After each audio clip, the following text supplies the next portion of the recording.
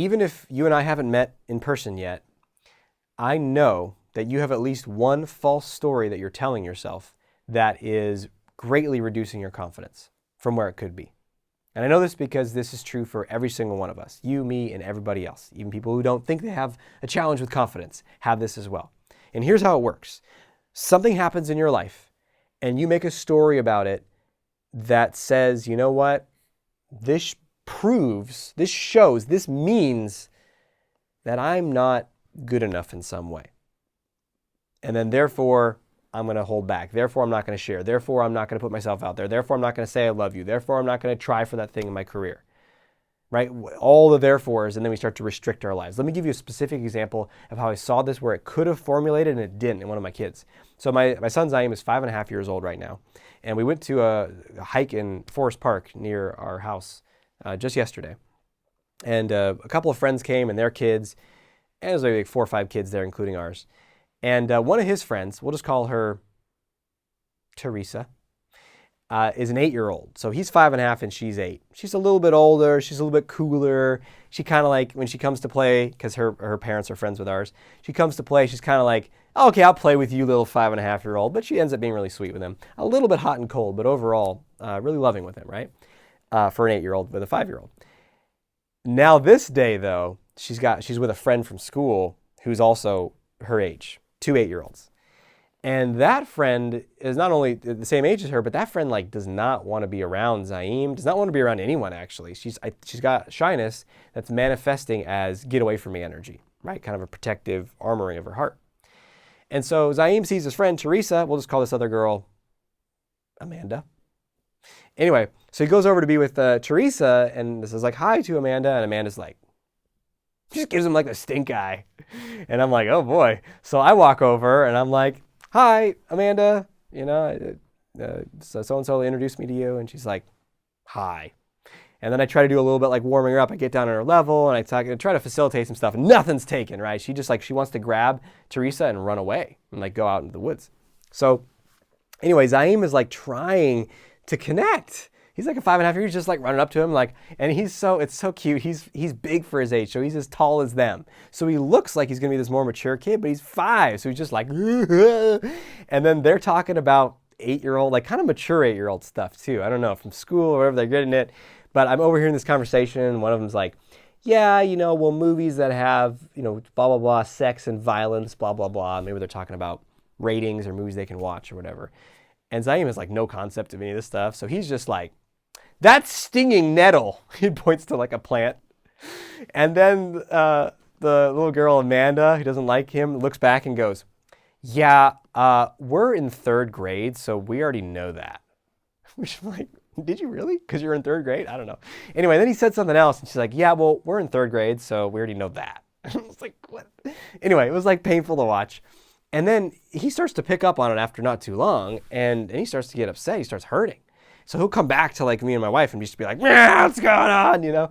And so this is where there is a profound moment in his life. Now, many of us had experiences just like this. And this could be at age 5, this could be at age 8, this could be at age 11, this could be in high school, this could be in college, this could be any age, but usually when we're younger. And we have this moment where we get rejected, we get a push away energy from someone else or from even a group of people. And then we leave that situation hurting. Just like my son Zaim was hurting.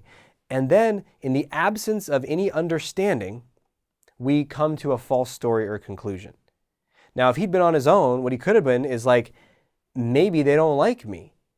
Maybe even my friend Teresa doesn't like me because she's more, you know, Teresa was kind of going with Amanda because she's like, well, she tried a little bit with Zaim and then she's like, well, I got to be with this other friend. So she kind of moved away from him. So he might think, maybe I'm not good enough for her. Maybe they don't like me. And in whatever way his 5-year-old mind would make sense of that, it would make a feeling of shame or badness or not enoughness.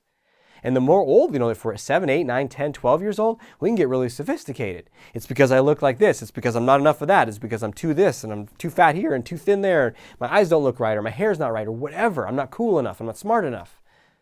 I'm not funny enough. I'm not interesting. People can develop lifelong stories that they're not interesting because they tried to share themselves with a group of friends and those friends were rejecting of them. And they say, well, that's because I'm not interesting. It's a false story. Maybe those group of friends were very possessive with each other, just like this girl Teresa was with, or Amanda was with Teresa, right? She was possessive of her. She's like, I don't want to share her. I'm scared of all these people. I'm going to take her where it's safe and go out into the woods and just be by ourselves. And it has nothing to do with Zaim. She would have done that with anybody. And even if it was specifically, she just didn't like him, well, that's her, right? So he takes this and now I don't think he was like really going hard inward with it. He was pretty young. But even still, we were there, he'd come back and we could narrate what was happening for him. And I said, yeah, it seems like she's giving you what I would call push away energy.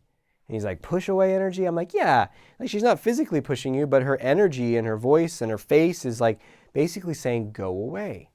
And he's like, yeah, why is she doing that? Right?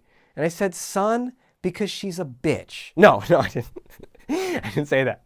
I thought it. No, but she's not, right? She's an 8-year-old kid. Here's what was really happening. And I said, well, I don't know exactly why, but I have a guess. Seems like she's wanting to take Teresa and be alone with her. I think she feels anxious around a group of people she doesn't know. She feels like secure and safe when she's with Teresa. I think that she has some armoring around her heart, maybe from something that's happening at home or when she was younger, that makes her not trust people or not trust us and is feeling guarded. And so her way of like making sure she doesn't get hurt is to run away. And he's like, oh, okay.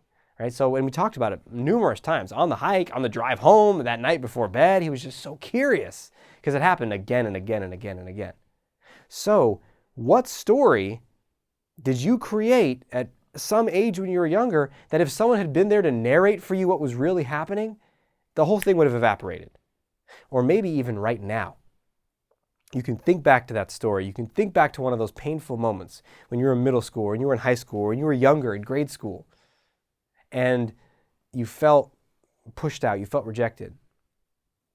Can you think about that moment and narrate, like almost as if you were there now as your adult self, talking to that 8-year-old, that 10-year-old, and just telling them what happened, helping them see that it's not about them?